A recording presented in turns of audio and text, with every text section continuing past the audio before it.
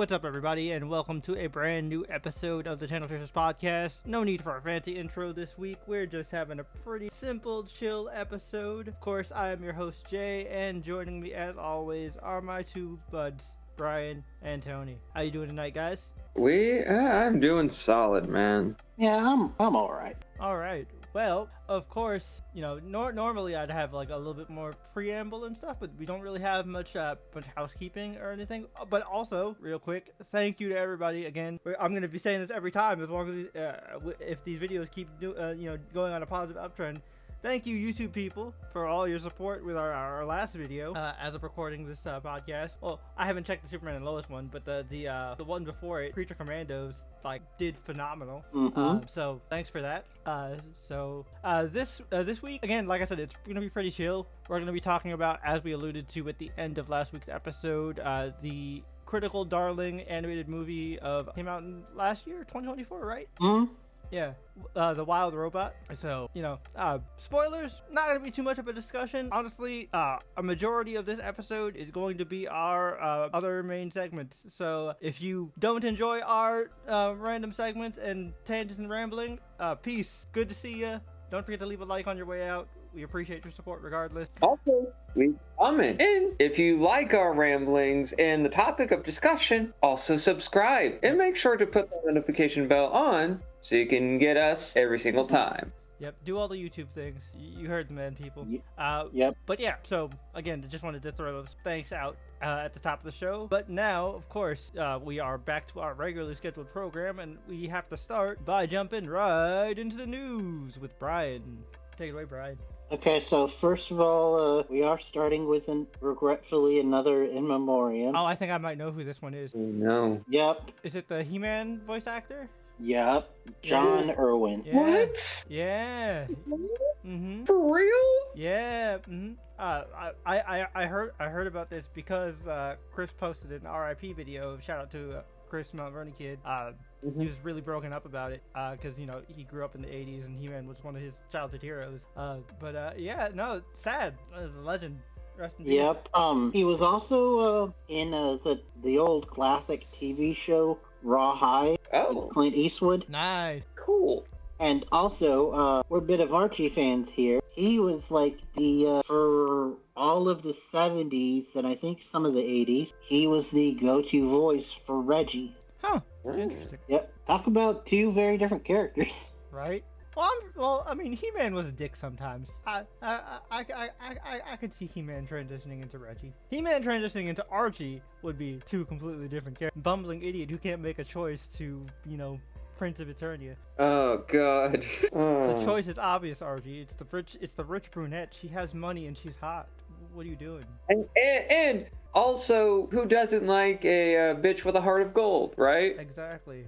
And she has money and she's hot. What does Betty what does Betty offer you for real? Just the same old you could get. Okay, I'm not gonna get on this because this is I have a whole thing with this particular triangle. Not just because of Riverdale. I mean, obviously I have extensive history with Riverdale, but just Archie in general. Ever since I was a kid, I was like, why is he struggling with this decision? One of the things is, of course, Jay, since we watch a lot of anime, and one of our favorite genres being romance and harems, same perpetual trope. Oh yeah. Make money. Oh yeah. I mean, of course, Archie was built off that shit. I mean, the whole reason fucking Gwen and MJ exist is because they were like, yeah, make him Archie Andrews. Have him choose between the good girl blonde and the free spirit redhead. Again, easy decision. Because I don't know if any of you guys have read any 60s Spider-Man comic, but Gwen was an asshole. Yeah, she started out as like a mean girl to Pete when he was in his Peyton days. I know you guys are thinking about Emma Stone and stuff, but Emma Stone comic book Gwen Stacy is not. Gwen was an asshole. Emma Stone. Also, no, she was a bit of an asshole. No, I was gonna say that she was also kind of inspired by Ultimate Gwen Stacy. I mean, yes. Not Really? And Ultimate is Ultimate Gwen has like a more of a punk rock motif. Emma went traditional good girl with Yeah, with that. you're right. She was and- good girl, but with a little bit of Emma Stone spice. Mhm. And if I remember correctly, she didn't like Gwen didn't go full punk until after the first Ultimate Peter died. Well, Yeah. she did. She did. That's when she went. That's when she went full punk. But she's always had that bit of flair to her, like from the very beginning. Yeah, that makes a lot of sense. That was because I had a vague memory. Because that was the big difference between Ultimate MJ and Ultimate Gwen. Ultimate MJ was the plain normal girl, and Gwen was the ult girl. Yeah, that makes sense. That makes a lot of sense. But oh man. Anyway, Brian, can you please continue? Because we can go on this whole discussion All right. forever. Well, this was a slow news week, so either it was talk about something sad on top of the death female, or cover something that I don't usually cover, which is like reports of like stuff being made. Okay. But supposedly, Hulu is looking to possibly make a new Buffy TV show. Huh. Okay. Now, before what? Yeah, I was gonna say, there's no way Whedon's involved, right? Not after all the shit. Nope. I was gonna say. Whedon isn't involved, and this isn't a reboot or retelling. This is being sold as the next chapter in the Slayer saga, and Michelle Gellar will be reoccurring, but won't be the lead. Oh, okay. So should I wonder? Because there's a lot of post-show continuity in like the Buffy comics. I know like Willow has a daughter. And like she's mentored by Buffy in some of them. I'm sure they'll just want to start fresh anyway to not be bogged down by all that bullshit. But I read that continuity, and it was actually very good. No, the Buffy comics are solid. I'm just saying, like they've been going on for a long time, so like they probably just want to clean slate. And because it's tangentially related. You know what I wish the new Charmed was? The Charmed comic? Oh yeah, that was what they were like the storyline for the Charmed comic series. For like the post the show was actually the pitch that they gave to WB/CW for Charm, and they were like, hey, can we buy it back? And they're like, oh shit, I forgot we had this. Thanks for the reminder. Bam, shitty reboot. Mm-hmm. Yeah, and speaking as a fan of Charm, I'm still a fan to this very day. I didn't even bother watching the reboot, and I read the. Mm-hmm. Yes, I wanted this. Why not this? Oh yeah, the comics were great. Shout out to Pat Chan. I know Pat Chan did a lot of them. I don't know if I know he had a run on it. Yeah, thank you. Those are really good. I enjoyed them as well. But yeah, no word yet on showrunner if the show gets picked up. But the pilot is going to be directed by Chloe Zhao, which if that name doesn't ring a bell, unfortunately she's the one who directed Eternals. Okay, but not her fault. Chasing a bag. Yeah. She also directed the Oscar-winning film No Man Land. Wait. Oh no. She's artsy? Why do we need artsy with Buffy? That's not gonna work. Well, the good news is that it's being written by a duo who have written for Poker Face, which I know y'all hadn't seen that yet. Yeah, that's the Natasha Lyonne like detective show that you checked out, right? Yeah, Columbo-esque. Mm-hmm. Very quirky, but like done really well and very smart. So maybe. And also Zhao has stated before that she's a big Buffy fan. Okay. I can't judge anything until I see actual work, so I'll hold my judgment here. And like I said, typically I don't like to include these like what if maybe stuff somewhat in the stories, but it was a slow news week and the only other option was talking about cancellation. So yeah, I mean, out of curiosity, what were the cancellations? Well, the big one was Sandman. Yeah. Oh, Sandman season 2 got canceled? It's ending after season 2. Oh, that's fine. Yeah. I understand. Like Yeah. there's an ongoing serious case. You don't want that. Yeah, no, that I'm not mad at that. Yeah, but that's also a topic that we don't really want to go too much into detail about. Well, yeah, hence why I was dancing the fuck around it. Yeah, but anyway, that's the news for this week. All right, cool. So, folks, like, sit down, buckle up, get your snacks if you haven't already. This is gonna be a long screen time, just because we're gonna. I'm gonna be straight up with you. We're gonna pad the timing a little bit, so that because we need those watch hours, and our main discussion is going to be really short because there isn't too much to say. So we're gonna definitely have a lot more stops in Tangent Town on this one. I'll go ahead and start. I'll start in music. Real quick, the 2025 Grammys. Just happened as of the recording of this podcast, or this past weekend as of the recording of this podcast. And shout out to Kendrick Lamar for fucking sweeping those categories. He's got like 5 Grammys for Not Like Us. No. Sabrina Carpenter got Best Pop Album for Short and Sweet. One of my favorite pop albums of the year. I love that for her. She's been doing great. That's pretty much all the things I want to highlight. Oh, Doechii won Best Rap Album, which fucking yes. I was shocked because she's so new. I mean, she's not new if you've been listening, but like she's new in terms of mainstream appeal, new, and this was her first studio album, so I was shocked that she won, but Also glad. third woman to ever win Best Rap Album. Yep, and surprisingly, Nicki Minaj has never won, I believe. I don't think Nicki has any Grammys. I don't think so. And Barb's, don't hate me. Don't hate me if I'm wrong. If I'm wrong, I apologize. I don't want no smoke. I'm a Nicki fan myself. But anyways, speaking of music, I listened to the Weeknd's new album, which is his final album as The Weeknd, period. Really? Yeah, it is the end of his. So he had a trilogy that he did for the past 3 albums that followed this kind of like synth pop theme, and it was like a kind of like a journey into the afterlife. Was kind of the concept. Well, dying and then going through the afterlife. So it was after the trilogy of albums. If you're unaware and you don't listen to The Weeknd like that, it was After Hours, Dawn FM, which Dawn FM is a really interesting concept album. In terms, also just because the music is really good too, but like it's the concept of the album is it's the radio station you're listening to in purgatory and you're on the way to heaven, and the like radio DJ that's like in the skit and interludes on the album is Jim Carrey. Really? Yeah, Jim Carrey does the skits and interludes for the Dawn FM album. Yeah, it's really cool. But yeah, his final album as The Weeknd is called Hurry Up Tomorrow. It's really good. It The Weeknd has mastered synth pop, in my opinion.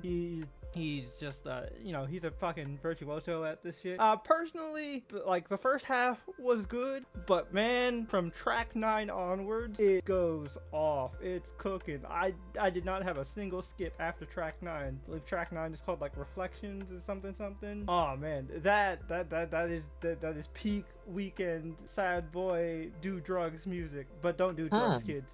Just say no to drugs. Listen to the Throat Goat Nancy Reagan. Say no to drugs. Drugs bad. Okay. But yeah, no, it's really good.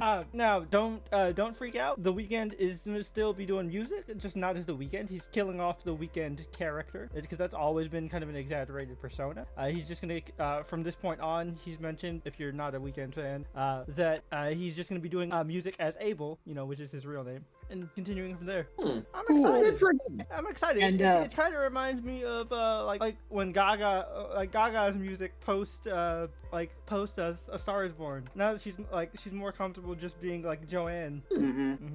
Which by the way, fun fact, not the last time we'll be talking about Abel on this podcast. Interesting. But yeah, that album was good. Anything else I want to talk about? I went on this like Steve Ditko deep dive in a YouTube YouTube rabbit hole, and like for those of you guys who don't know who Steve Ditko is the co-creator of Peter Parker, the Amazing Spider-Man, and Steve Ditko, he's an interesting man. I'm not gonna go into full detail about this because I could make an entire like 2-hour video on this topic, and I watch 2-hour videos on this topic. But long story short, Steve Ditko is a hardcore objectivist who like worshipped Ayn Rand. And Ayn Rand's political and sociological philosophies. And if you don't know who Ayn Rand is, you might know about objectivism if you've played the first BioShock game. All of Rapture, that whole society structure, that's objectivism. And Rand is famous for the book Atlas Shrugged. Atlas Shrugged and The Fountainhead as well. The Fountainhead is her other big one. Okay. Atlas Shrugged is the one most people know because like that's the one that a lot of people, a lot of dum-dums in the current political arena like really jerk off. That's all I'll say about that. Because we're trying to keep this politics free. But yeah, so he was an objectivist, which made him a bit of an antisocial person, to put it nicely. He declined all interviews. He also did not like people who were fans of his work. Because the whole thing about objectivism, right, is that producers and creators should be at the top. The people who just consume, those are just weak parasites. So if you're just a fan who likes his work and didn't just go out and draw your own shit, to him, Steve Ditko, you would have been a weak bid. So yeah, that's the co-creator of Spider-Man and Doctor Strange. Everybody, that's why Peter was such an annoying little shit for the first 30 issues of Amazing Spider-Man. If you were curious. And let's not forget another character that he put his blood, sweat, and tears into. Oh, Mr. A in The Question? Yeah. Mr. A is the more extreme version of The Question. Like Mr. A legit, because like the other thing about objectivism is that heroes need to be a paragon, and like it's very much like a black and white morality type thing. Literally, Mr. A has a black and white card that he like fucking tosses at people like he's a phantom thief after he beats the shit out of them. He leaves calling cards for people? Yep. Bro. Yep. Yeah. No. Absolutely. And just a fun anecdote that I thought was pretty hilarious. So for those of you guys who don't know, Watchmen, of course, is a pastiche of Charleston Comics character, and DC at the time owned Charleston Comics, and like Alan Moore and Dave Gibbons were like, hey, can we use those characters for this story? And they're like, no. And they're like, okay, I guess we'll just make up our own.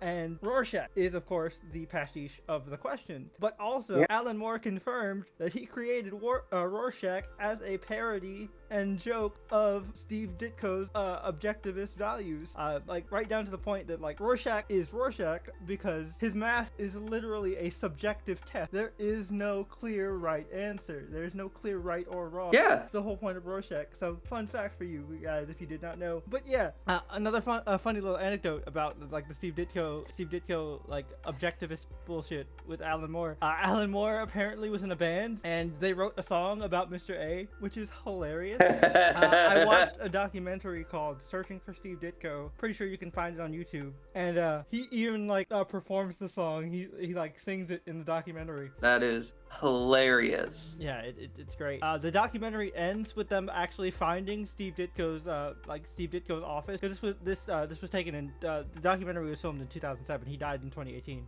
Which, by the way, if you're curious, he died alone because you figure. Yeah. But you know what? I'm not trying to meme on the dead, but seriously though, like you know, karma's a bitch. When you live a life so enveloped by an ideal, it's going to isolate you to a degree. Yeah, it's just an interesting like cautionary tale. Like Steve Ditko's whole, you know, it's interesting. The whole reason I went down this thing is because like I blew my own mind when I realized. I was like, oh my god, Steve Ditko is just a 60s version of Red Pill motherfuckers. Yeah, yeah. Oh wow, he was the original Red Pill. He was the original Red Pillar. And also another fun fact: Steve, as a kid, actually like had his mother like sew him a very detailed Batman costume that he wore for Halloween because he was a huge Batman fan. And apparently, like all the kids in his neighborhood and town made fun of him, and like he just had the nickname Batman for the rest of his life. He got severely bullied, and hence why he has the same behavior as fucking bitch ass early Peter Parker. But yeah, it was a very interesting rabbit hole. You know, I've criticized Stan a lot as an adult now that I've learned things, but now that I've kind of seen both sides of the coin here, I think I might have been a little too harsh on Stan. Like, you did Jack super dirty, but like Steve kind of did this to himself. Yeah. Because honestly, Jack doesn't deserve any of the crap you did to him. Oh yeah, Stan did Jack Kirby super dirty. I can't even defend him on that one, but Steve Ditko kind of did that to himself. Like, Stan even offered to actually give him credit. The thing that Jack Kirby wanted this entire time. Stan offered to give him credit, and this dude was so petty that he refused after Stan gave him like a full-on like letter saying like, I, Stan Lee, consider, to whom it may concern, I, Stan Lee, consider Steve Ditko, the co-creator of Spider-Man. And he was pissed because Stan used the word consider, which implied that he didn't actually think that Steve was the creator Steve was the co-creator of Spider-Man. Which, to be fair, unlike a lot of the Jack Kirby stuff, where like Jack did all the drawing and all the dialogue and stuff, Stan was the one who came up with the concept of Spider-Man. Now, Ditko did refine it, and you know he's the one who made the iconic designs, but it was Stan's idea. So like you can't say Stan weaseled this one. This is the one Stan gets to keep. The FF are a little shaky, but he can definitely have Spider-Man. What other stuff? Oh, let's go ahead and just jump into the big group one. Yeah. Since we mentioned it last time because it hadn't come out at the end of the by the time we had recorded last week's episode. But as of the recording of this podcast, 2 episodes of Friendly Neighborhood Spider-Man have dropped. All right, I'll go last. We'll start with Tony, and then go to Brian, and then I'll... Okay. I actually really enjoy this show. I'll say that right off the bat. I'm someone who is prone to loving alternate universe stories. That's just my thing. It's one of my favorite types of comic stories, because you can do a lot of things with these characters, and that's the whole point. Foreshadowing what I'm going to be talking about in my screen time for a good portion of it. And I don't mind these changes. So like, okay, that's interesting. I wonder how they're going to go about doing this. And I went down this kind of rabbit hole that with Jay for a minute, it's like, since, spoiler alert for some folks, we'll meet quick spoiler for the first 2 episodes of Friendly Neighborhood, just in case you haven't seen it yet. Yeah, so spoiler alert, Kirk Connors is a woman in this universe. Is it Carla? Maybe? I don't fully remember. Because I don't think there's a female equivalent to Kurt. I'm going to say it's Carla. We'll go with Carla for now. Yeah, that feels right. That feels right. It's alliterative. Yeah, so, yes. Jay, we talked about it, like, off camera. Yeah. Like, so, like, she lay eggs. Can she lay eggs as the lizard? That is my biggest question. Obviously, she hasn't turned into the lizard yet. The show just started. But we know that the male lizard, regular lizard, Kurt Connors, turned his family into lizards at one point in the comics. But like with this female lizard, she doesn't have to worry about like, you know, the like the whole thing that Connors did, where like I'd have to find a female lizard to hatch these eggs. She can hatch the eggs. So will she be capable of laying eggs? I'm very curious to find out. Is that gonna be her minions or children? That would actually be kind of cool. I'm not gonna lie. Although that definitely feels like something straight out of a video game. But I'm just trying to. But then there's other things in this universe that are actually very cool, and I felt like yes, that makes the most sense. Even though yes, we were proven wrong at one point, thanks to our good buddy Darth. But it still doesn't feel right. Yep. Is that of course the thing we plainly see in trailers, and you will see in the show? Harry and Norman Osborn are black, which makes them having waves make way more sense. Oh yeah, for sure. And I actually like this dynamic between Norman, Pete, and Harry in this universe a lot more than like. Okay, so the main comic. Here's a question I want to ask you guys real quick. Just want to ask both of you at the same time. So my thought with Norman is that Norman already knew Pete was Spider-Man when he walked into that apartment with May and had that meeting with May. I had that feeling. Because, like, why else would he be like, meet me in my office, random intern? Yeah. Like, That I was totally get that was that. definitely the meeting he was gonna have in the first place, but they had to delay it to the end. But yeah, Yeah. Also, but I like it because Norman is always in every universe the first person to figure out Peter's identity. Mm-hmm. true. Also, by the way, Mhm. we haven't met Harry yet. Yeah, we We have. did. No. Yeah, we have. Oh, What are you well- talking about? Pete saved his ass. Yeah, but we haven't really like had much time with. Yeah, but we've met Harry. Yeah, we. All right, semantics. We've seen him, but he hasn't introduced himself yet. He did. To Spider-Man. He said hi. He said, "Hey, what's up, dude? I'm Harry Osborn. Thanks for saving my ass. I was telling these guys I don't keep cash on me. You got Venmo? I could I do owe you. You know what I meant. But anyway, that was a good moment. I don't, but we're gonna move on. Yeah. What else? What else? What else? A tombstone. Yeah. Let's talk about that last. Because that one's big. That one's big. I like the addition of Nico. I like the addition of Nico. I also like that. I mean, Nico's bi, technically, but I like that she's leaning more towards girls in this, mostly because, like, I'm kind of tired of the Spider-Man TV show trope, and even my favorite Spider-Man TV show of all time, Spectacular Spider-Man, is guilty of this with their version of Gwen. I'm tired of the girl in Peter's friend group, always eventually falling in love with Peter. Oh yeah. If Nico's into girl, Nico will just be his friend the whole time, which Yep. I'm cool with. Now they might get into they might get into dumb arguments over girls, which not ideal, but I can deal with it. But they won't be a thing, which is cool. Yep. Also, I didn't clock this line, but somebody had mentioned that she says Oh in yeah. I was hoping that she'd choose one of us. Yeah, I caught that. No, not just that, but also when she's introducing herself, she said that she just moved from California. That makes sense. So Good. people are theorizing, does that mean that the Runaways are in this universe? More than likely. Yeah. I mean, if they moved from California, then that could mean there's a whole storyline potential of like Nico's parents were trying to escape the Pride, and then the Pride's gonna come after them, all that good shit. Yeah, because this show also did kind of something similar to like the CW method with like Flash and Arrow, where they introduce these established characters before they become their comic counterparts. Yep. I mean, there was a lot of that in here. Because Pete's babysitter Pearl is a comic character. Her name is Wave. She's got water powers. She can breathe underwater and she can manipulate water, I think. Yeah.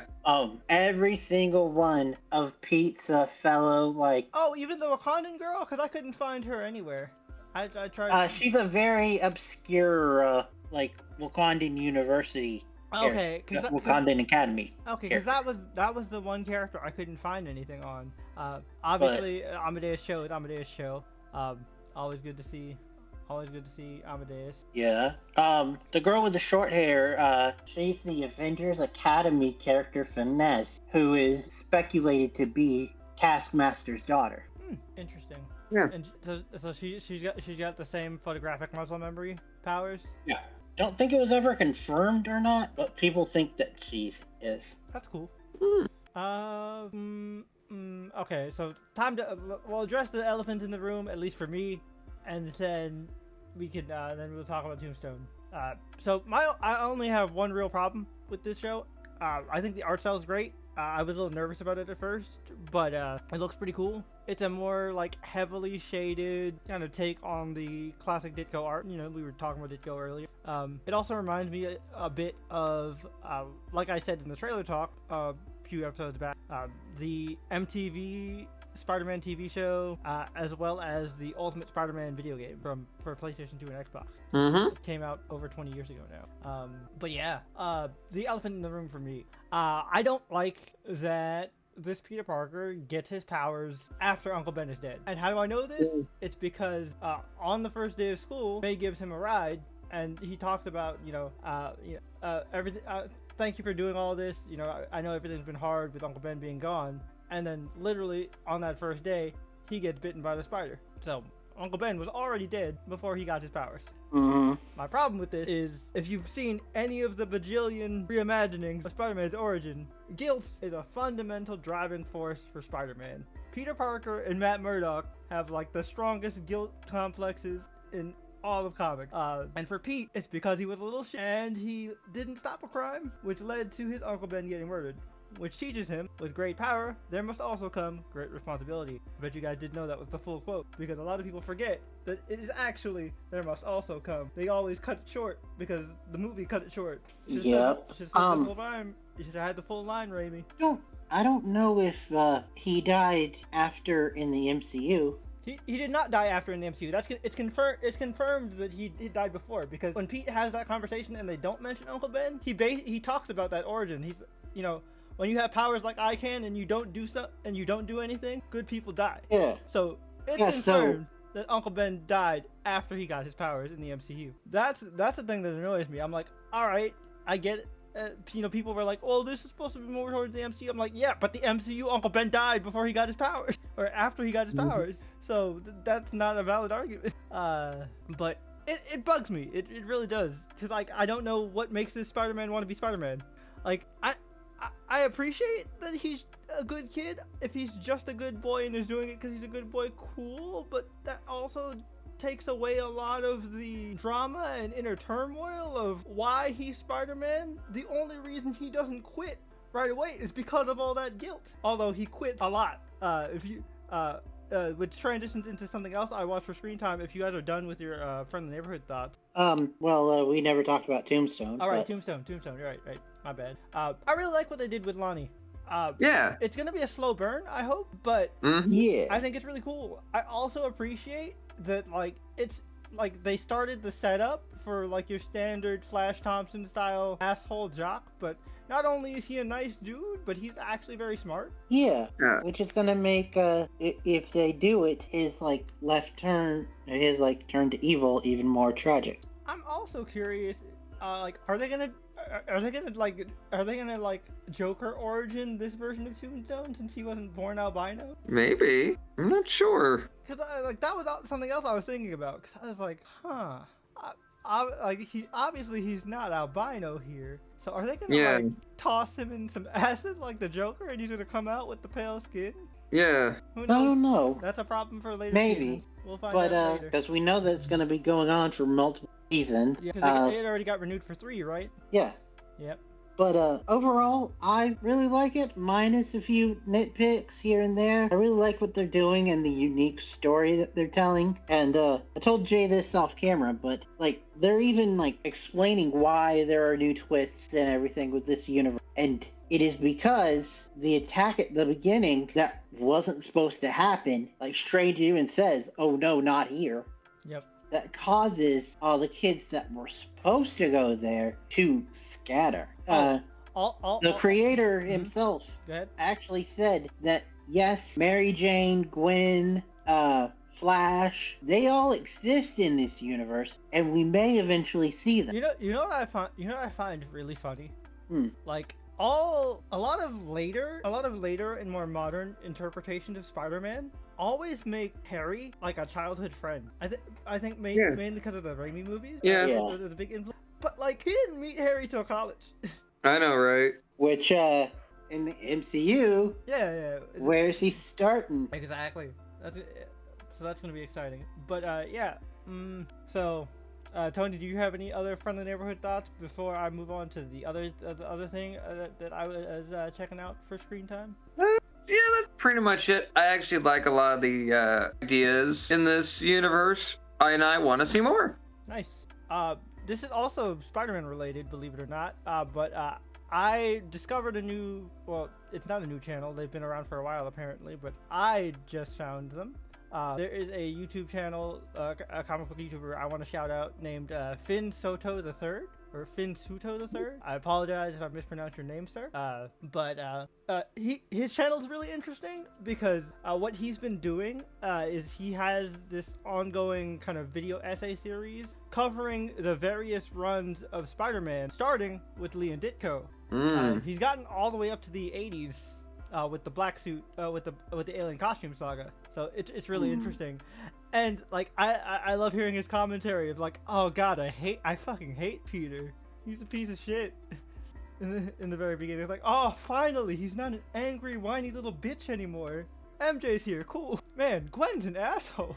Man, I'm telling you, man. Gwen did not get her act together until she got that headband on, and she became a nice person. Mm-hmm. Like, yeah, it's fun hearing like watching somebody like, you know, with modern sensibilities go back through old runs and be like, ew, this did not age well. Yeah. Or like, oh wow, this still holds up. You know, vice versa. Shut up, Alexa. Keep that in there, Tony. Oh, you better watch how you treat her. Imagine if AI rises up. You know what? We're not gonna get into this one. Yeah. But he also did like a one-shot kind of thing where he tried out Daredevil. In particular, he tried out Miller's Run, like the first miniseries, Daredevil Born Again. Or no, Daredevil Man Without Fear, and then a couple issues of Miller's actual Daredevil run. He's like, yeah, I've seen obviously reading all these Spider-Man issues, I've seen Daredevil like in team-ups and stuff, and I like the guy enough, but I never really got the appeal. I get it now. This dude just won't quit. He's just blind Spider-Man. It's good stuff. Really solid content. I enjoy like kind of just hearing people's opinions on old stuff that I've gone back to and read in, like, you know, Marvel Essentials collections and stuff like that. Which, if you haven't, I totally suggest you do, because it's really good. It's really cool to see a lot of these classic stories and to laugh at some of the terrible dialogue that is like 100% of the times. Like, man, Stan's original voice for Reed Richards is something, let me tell you. But yeah. That's pretty much it for me. I don't have anything else I want to cover, so I'm passing it on to you, Brian. Alright, so first of all, I actually have a music thing to mention. The rocker, Rory, she actually came out with a new album. She's the one with black and blue hair that also does ADHD, TikTok, and all that. Oh, yeah, I've seen her before. Yeah, she released a new album, and one of the big things is that not only does she have ADHD and wasn't officially diagnosed until she was an adult. She also heavily self-medicated her ADHD, like hardcore. I'll just say that. So she's in recovery, and good for her. this latest album, Restoration, seems to be about like her looking back after being like in a good place and reflecting on it. Like she even has one song called One Drink Away where she's like, I'm in a good place now, but I know one drink could fuck it all up. And she also has a song where she actually does a little bit of rapping. Cool. And for a rocker, she does pretty decently. Nice. Yeah, her stuff is always hard-hitting, and she's got a couple political songs in there. Like, one of them, can't even mention one of the words. Morally self-deletion. How to say that? Morality self-deletion, if you catch my drift. So that was pretty cool. Also, I got back in the rabbit hole that was Chase Bridges. That's the guy that did the Can I Solve video. Yep. And I finally finished his second part of a season 2 for Pretty Little Liars, where he tries to figure out who A is. Okay. He did not guess that it was Mona. Oh, dang. He thought it was Ezra. Valid. And he's like, even though Ezra isn't A, he still probably should go to jail. Yeah, he should. 100%. But he also was like, I feel weird because they revealed who A is, but I still have tons of questions. And I don't know if she really is A, because the end kind of hinted that she's got a... Don't worry, buddy. There's lots of fucking episodes and a lot of disappointment. Well, it's a roller coaster, because some of the things were good, but some of them... Oh, no, I'm more so talking about, though, like, when it gets like the Game of Thrones section of the... I call it the Game of Thrones effect section of Pretty Little Liars. Like, you know, season 8 of Game of Thrones. Fucking season 7 of Pretty Little Liars was the equivalent of season 8 of Game of Thrones for Pretty Little Liars fans. Yeah. Oh, man. Alex. I'll just say that. Fuck all that. That is Yep. worst accent of all time. Oh, Jesus Christ. No wonder that girl kind of took a break from acting for a while. I also, and I think she also she did some directing as well. She's doing all that behind the camera. Yeah, she actually directed and starred in a like stalker thriller that also starred Tom Felton. That's the twin one, right? That's the twin one. It's not a stalker thriller. Like it's a maybe it is a stalker. I remember watching the movie with her and Tom Felton. Yeah. They play siblings. They're twins, paternal twins. Oh, okay. It was pretty good. I do remember that one. Okay. Isn't she married to one of the guys from Suits? Yeah. Nice. Patrick something. I forgot his name. The younger one. Mm-hmm. The one that was a criminal in the show. Yep. Which, by the way, new Suits is, I think, about to start. Oh, the Suits LA? Yeah, starring Stephen Amell. Which, honestly, I'm not too interested in because it's not getting the element that got me to watch Suits. And that was the whole fact that they had somebody who wasn't a lawyer. Yeah. And they had that. He was just a really good con man, smooth talker. And they also had that, constant airing subplot of will he, won't he get caught? Yep. And they don't have that in this one. They're just lawyers. Also, a lot of people forget Meghan Markle was on this show before she met Harry. Yep. And She was fine as fuck. She was actually a main character, if not recurring. I know. Oh, like, yeah. the whole plot with her dad, because her dad was also like a big time lawyer and stuff, and her relationship with Harvey was well, she became a cast member for a while yeah. before she left. Because she was also the main love interest for Mike, the one who was Troyan's husband. Mm-hmm. But anyway, back to Chase. It was really cool seeing that. He also did a video where he watched both parts of The Long Halloween and without reading the comics first, tried to figure out before they revealed it for the holiday. Although technically, the comics have a different. The comics have it play out differently than the movie. Yeah, but he didn't know that. Oh, I know. I'm just saying it for the people. And he did figure out who the movie version was. But another one that he also figured out for, which I just watched this because of curiosity, because I never watched the show. Mm-hmm. Velma, who was the killer in season 1? Let me take a stab at it. I don't know anything. But I'm gonna guess, cause all I know is stuff I've seen like from like hate reviews of the first episode. She has a missing, supposedly dead mom. The dead mom is the killer. Dead mom was a red herring. She came back with amnesia and then thought that she was the killer. Okay. But you are close though, because the killer was a Scooby Gang mom, just not Velma. Oh, Fred. Yep. And her motivation, if I remember correctly, was so stupid. Her whole entire thing is that we found out that her mom and I think it was Shaggy's grandfather worked together on a military project codenamed Scoob. I remember hearing about this on Twitter, like codename Scooby. Yep. Which talked about how you could transplant brain, and I believe her whole entire motivation was that she was trying to find a smarter brain to put into for her dumbass son. I mean, to be fair, Yeah. Fred and Velma, from what I've seen in clips, is a massive dumbass.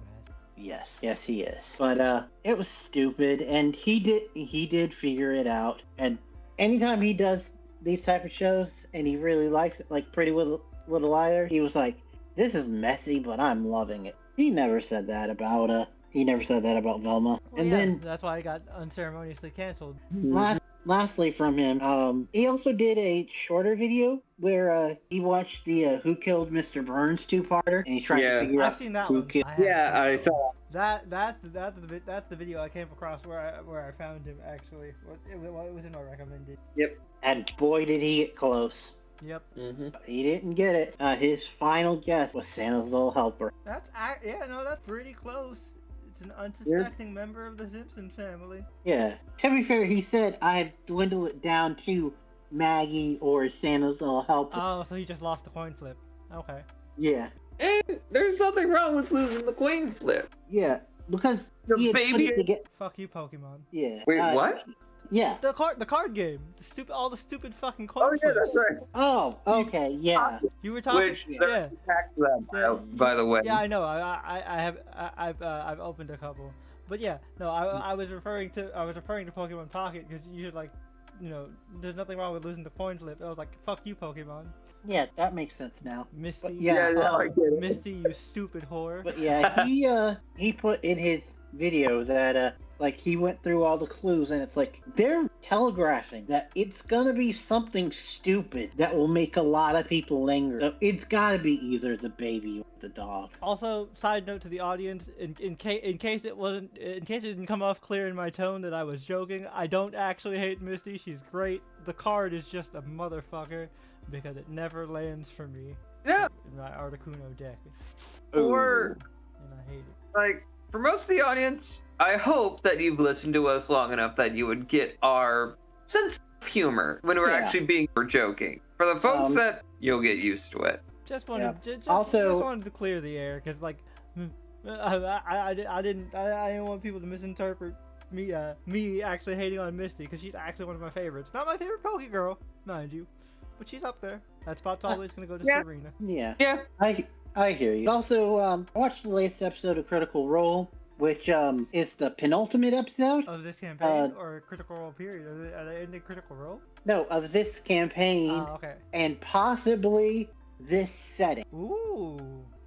And if it's not of the end of this setting, the setting will be so dramatically changed afterward that it might altogether be like completely new, and people theorize that it might be Dark Souls inspired.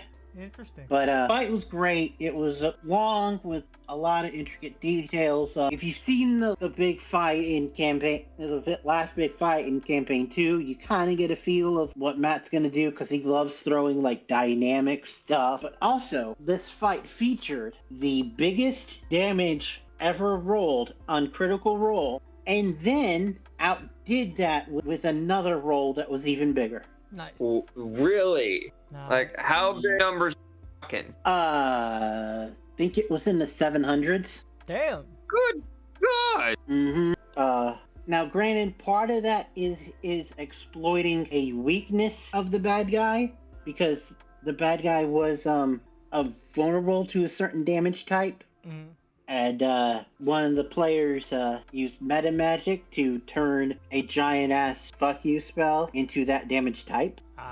So that was awesome. But grab onto your seats because it's probably uploaded by now. But just as a warning, if you haven't watched the finale yet for Critical Role, which is coming out after we record this, the finale will be the longest Critical Role episode ever. 8.5 hours. Jesus Christ.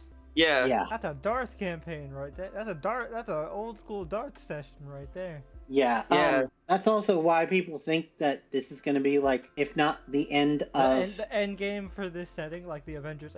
I mean, yeah. I don't have much context, but just from what I've pieced together in the little bit from screen time, they have been bringing back old characters from old campaigns, tying up loose ends and stuff. So, just from hearing all that does make a lot of sense. Yeah. And we've talked about this in a personal chat between you and I, Brian, and the way things are looking, it is either one of the two options you brought up. And either option I'm perfectly okay with. Like, this won't make sense to Jay, but they've openly, like, each time after they do a campaign, they have like a warm down, or whatever it is, calm down, like, chat afterwards, talking about the whole campaign and everything. This one they're saving, because before they do that, they are doing a third EXU mini DM'd by Brennan Lee Mulligan. And they want to talk about that in the cooldown as well. Oh, cool. Also, they did a state of play that announced all of this, and if you're out there wondering, like, what's campaign 4 gonna look like, are they gonna answer any questions that fans have been wondering about it, they haven't answered them yet as of recording, but they openly admitted that part of the reason why is because they are an LA-based company. Makes sense. Yeah. And some of their behind-the-scenes people actually lost their houses. Oof. That's rough. Wow. Yeah, like, they actually, I haven't watched it yet, but they actually did a, like, impromptu live one-shot that raised money for charities involved with the fire. And the name of the one-shot, Freaky Thursday, one of the many things that people could donate to like switch up the game was Force Freaky Fridays. Oh, interesting. So the players would have to play the other players' characters. But as their main character still? Like, is it No, the full Freaky Friday? Where, like, they're playing that character, but, like, their original character is the one in the pilot seat?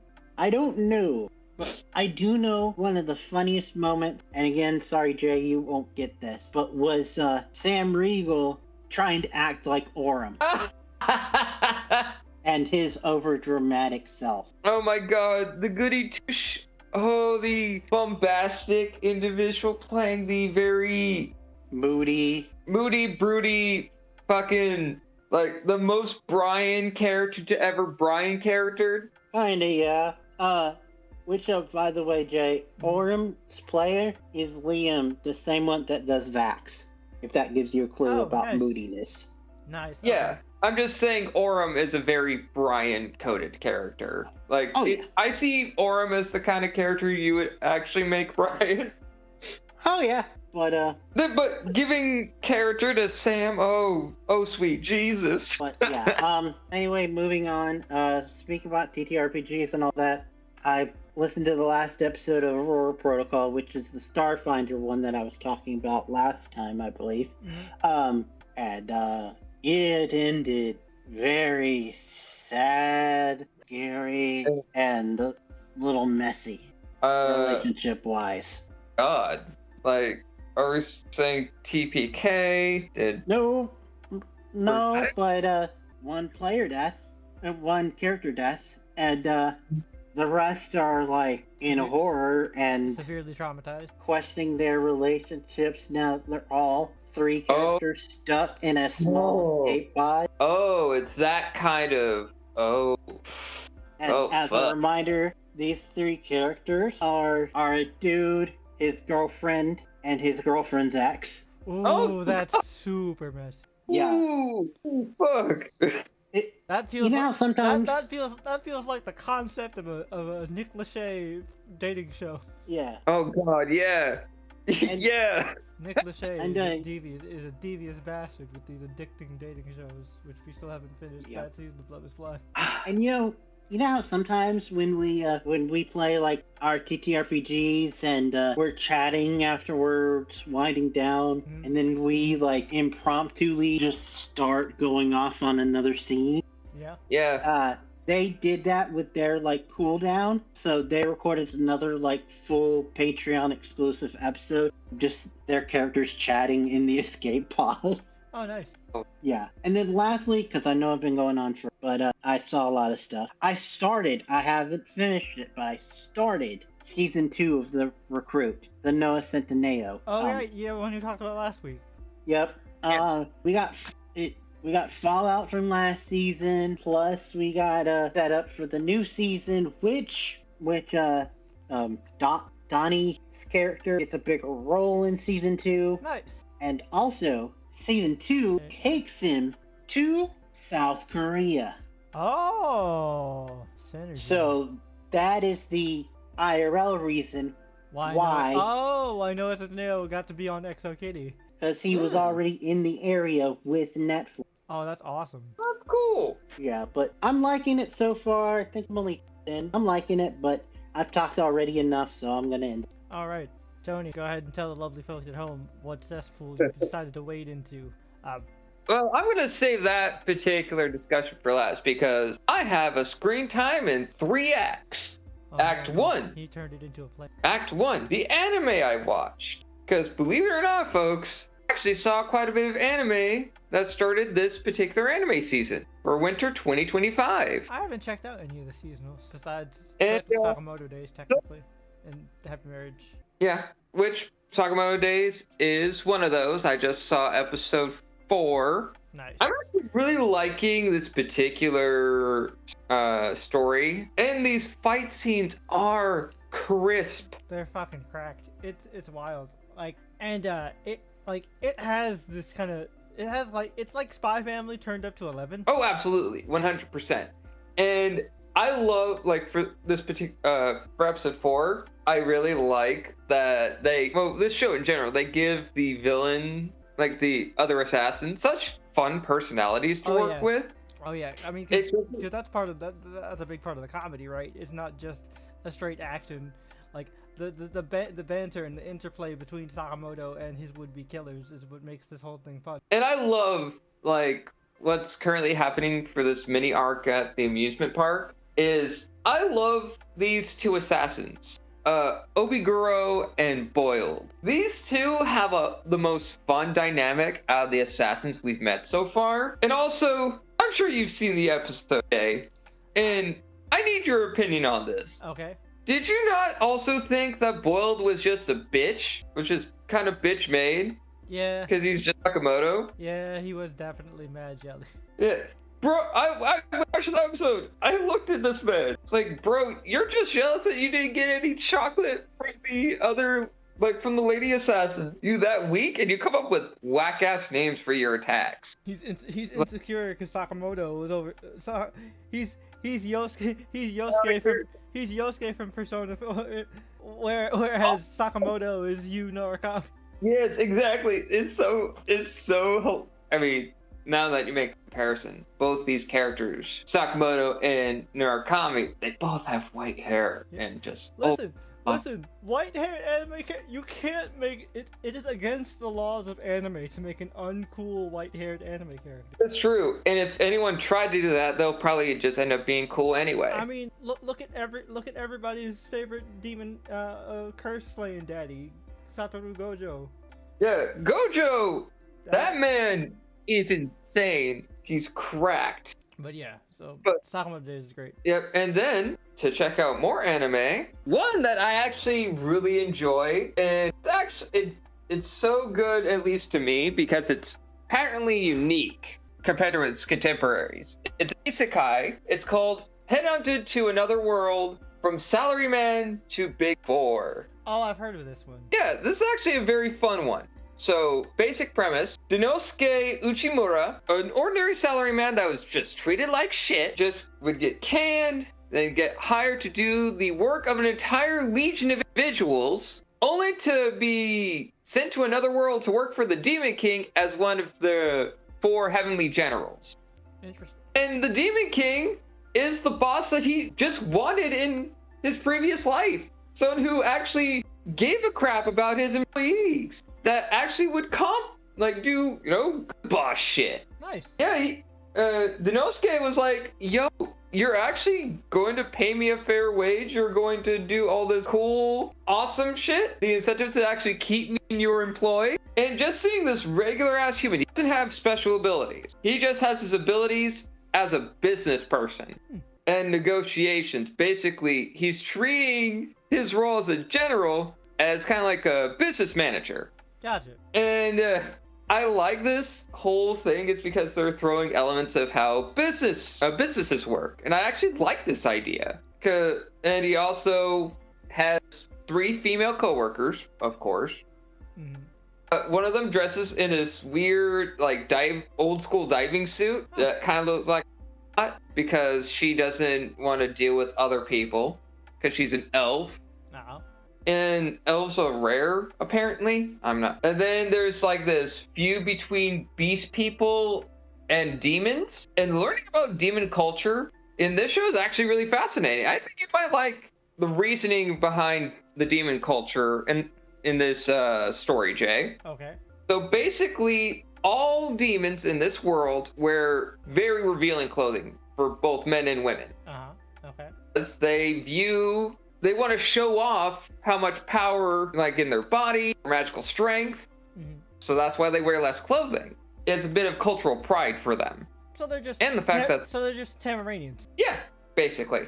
I was just saying that's just Tamaranian culture in the comics. Yeah, and but since he is a human from our world, he thinking in the most polite way possible to his the other general that's she's a demon who takes pride in her physical capabilities and her magic capabilities. Uh-huh.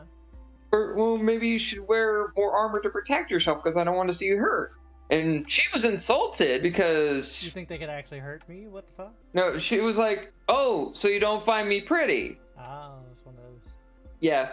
And of course he does. I mean, the character herself is actually very beautiful, but he was thinking, you could do a lot better to protect yourself. And they had this like major like tip about it. It's because both of them didn't understand each other's culture. Mm. And I actually really like this approach to the isekai genre.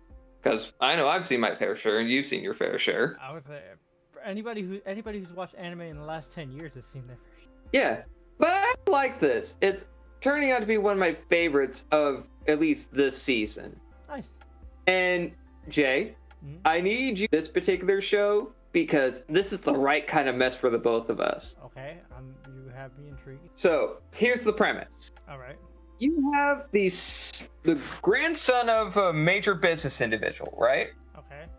And in order for the grandson to inherit the business, he must get married to the one girl that he despises. I saw the trailer for this. Yeah.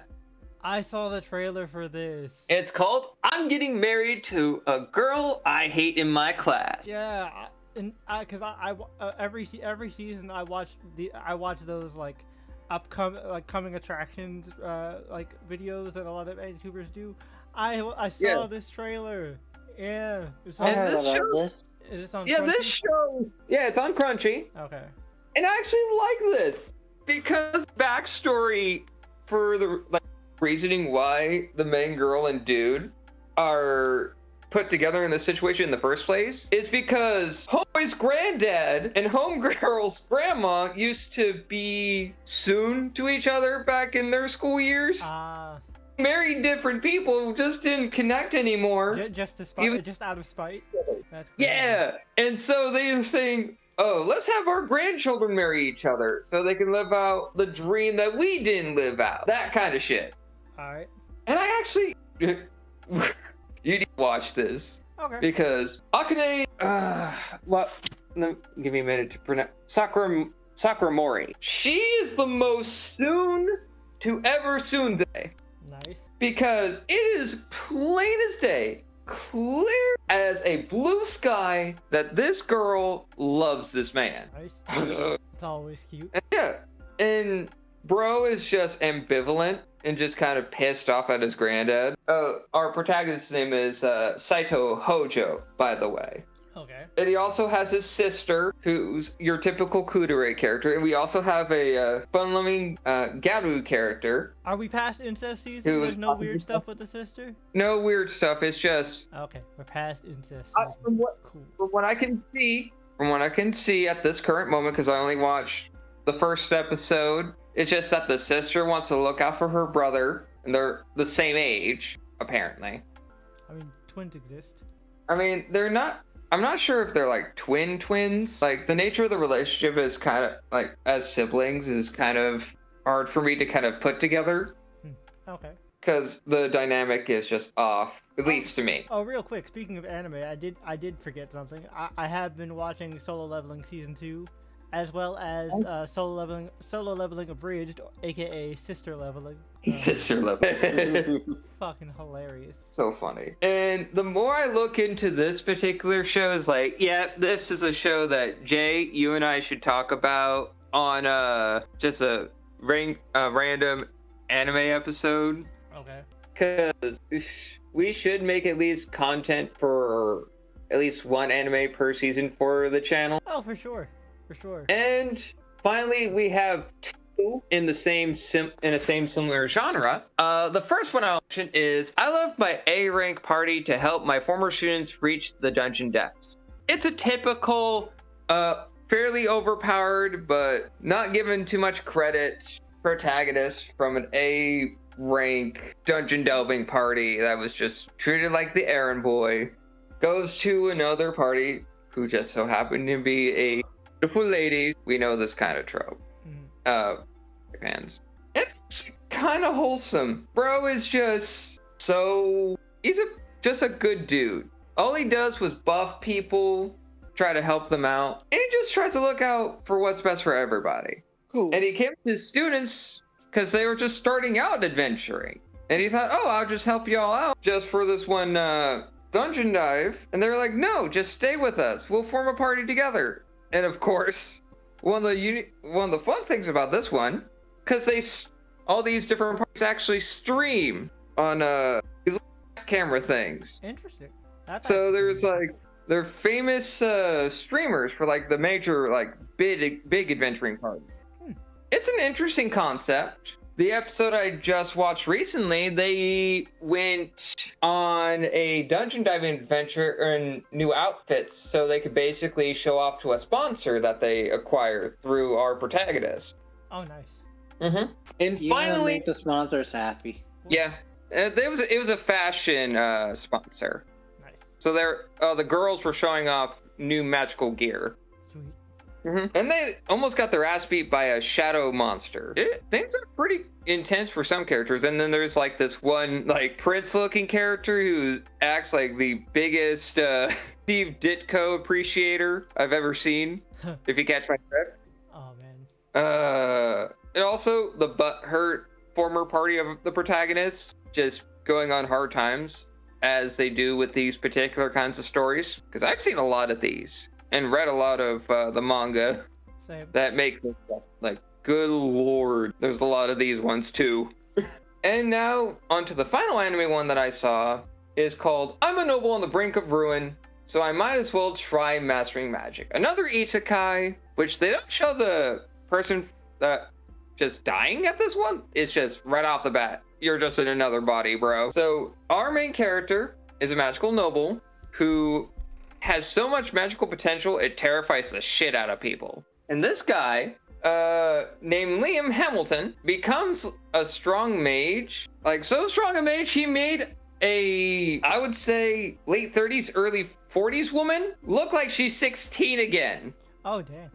Yeah, that powerful. And he also has, like, a dragon within his body that he had to tame because it was acting crazy, because some dumbass decided to break his heel, who happened to be his brother, by the way, because bro was jealous of his little brother being more powerful than him and outranking him technically, because a princess saw potential in him more than his older brother. So much comedy and stuff. But keeping with Japan, folks, I'm going to go on a bit of a small toku talk. Well, as small as I can make it, and more concise as I can. I checked out the most recent episode as of this recording, subbed-wise, of Kamen Rider Gavu. I just saw one of my favorite suit designs in this show. Oh, for the folks at home. Kamen Rider Gavu is a snack-based Kamen Rider series. So all the writers have a certain snack motif in each of their suit designs. Our main one is based off of gummies. Our secondary writer is based off of chocolate. And our tertiary writer is based off of pudding. All right. And the basic plot is, so we have our protagonist Shoma, who is the youngest child in a mafia-esque family from another world, which are the monsters of the week, the Stomach family and the Gruma. And this particular family is in the business of making illegal dark snacks made out of people by turning them into kind of like hard candies and shit. So like Majin Buu. Got it. Pretty much, yes. And all of the stomachs have like the Gruma and the Stomach family have stomachs with mouths on their on the stomachs. Well, that sounds horrifying. Yeah, and the Gavu driver is basically another mouth. Also sounds horrifying. It is. And it's in the show, it's a belt that cannot be removed because that's part of his body because he was genetically modified. Well, right then. Yeah, there's a lot of body horror in this one because our secondary writer, Hanto, just a regular dude who had to have basically had surgery done to him that had a monster organ grafted into him so he can become a Kamen Rider. So like Tokyo Ghoul. Got it.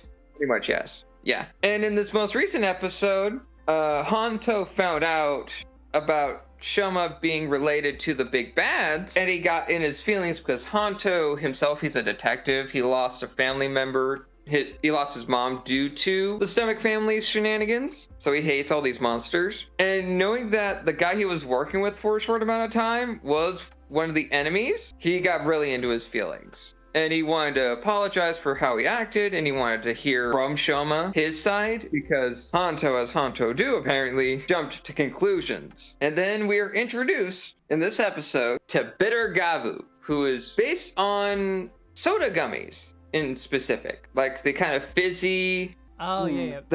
like those. popping gummies. And bro is just cracked. Like his limbs are kind of rubbery in a way. And he fights like a goddamn monster. Nice. No form, no style, just all hands. And also he was treating like random food vendors and stuff terribly by just beating the shit out of them. Well, there. Yeah, Bitter Gavu looks like Shoma. So we have this Shoma lookalike just beating the shit out of like random cart vendors and old ladies who run candy shops. Oh, damn. It's pretty crazy. And also I love the forms in this show, because you want to know what's one of the like super forms that Gavu has, gents? He has a cake form. Oh, nice. What kind of cake? nice. Is it a layered cake? It's a layered cake, but you want to know what the other pun in the name is? What is it? It's called Cake King form. So cake and king. Nice. Nice. And he's going to be getting another form that's a bit of an upgrade. It's called Blizzard Sorbet. It's an ice cream form. Sweet. Nice. Ice cream and cake. Perfect combo. That makes sense. Mm-hmm. Without like diverting too hard, Mm-hmm. what type of snacks do you think you'd be for this writer? Personally, for me, I avoid gummy candies.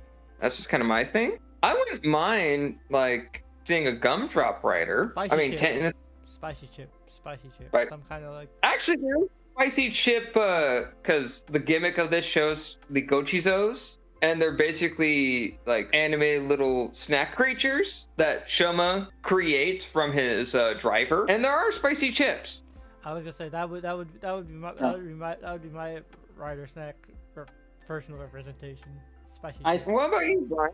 I think for me, it would probably be cookies. Well, Like. I haven't seen a cookie. I haven't seen cookies. I know Commander Fallon has a donut form. Like Nice. the Chips Ahoy cookies, or like those soft cookies Well, that are in like. I the imagine plastic wrap. like soft cookies to eat, but you could also throw the hard ones as like shirts.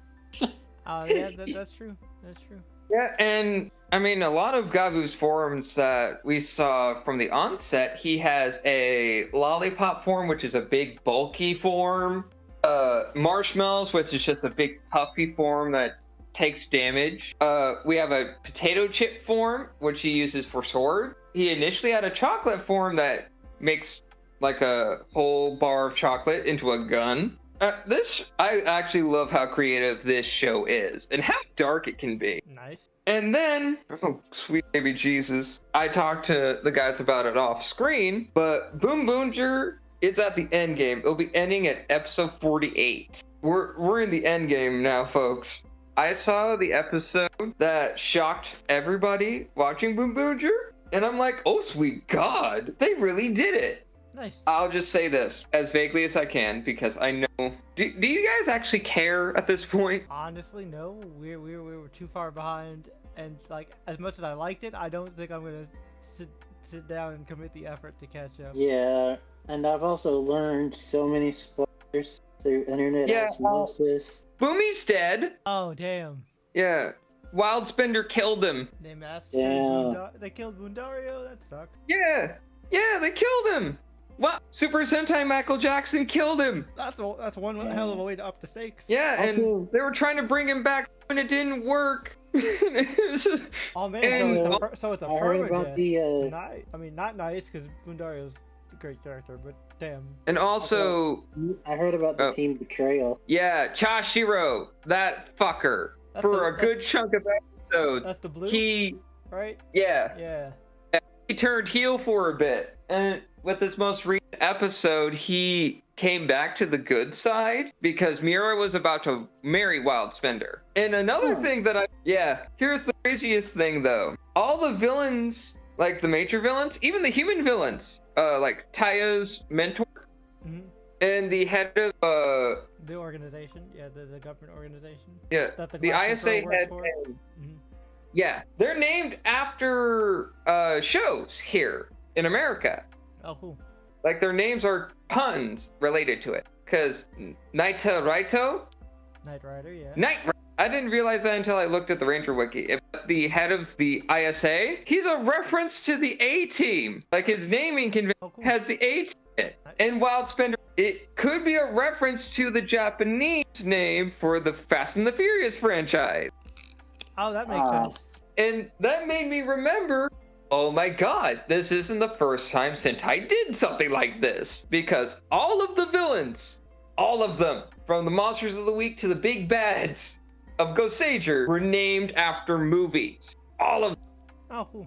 And continuing with Sentai, I checked out episode 0 of #1 Sentai Go Juzer. It's a 2-minute long short, basically explaining a little bit of the backdrop of the show, where all the previous Sentai mecha were fighting this calamity, and they were sucked into a dark dimension and about to be destroyed, until Tega's sword showed up saying, "Lend me power so I can beat the shit out of these motherfuckers," and become an all-red Tega sword in the process, by turning all of their powers into the various Sentai rings.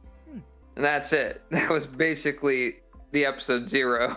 Okay. It was a cool little short. I actually enjoyed it quite a bit. Nice. And I went down this rabbit hole of seeing I recently subscribed to a channel called Captain D, who a tier list of his favorite Sentai teams out of all the shows he's watched. His favorite Reds, his favorite Blues, favorite Sixth Rangers, all this crazy stuff.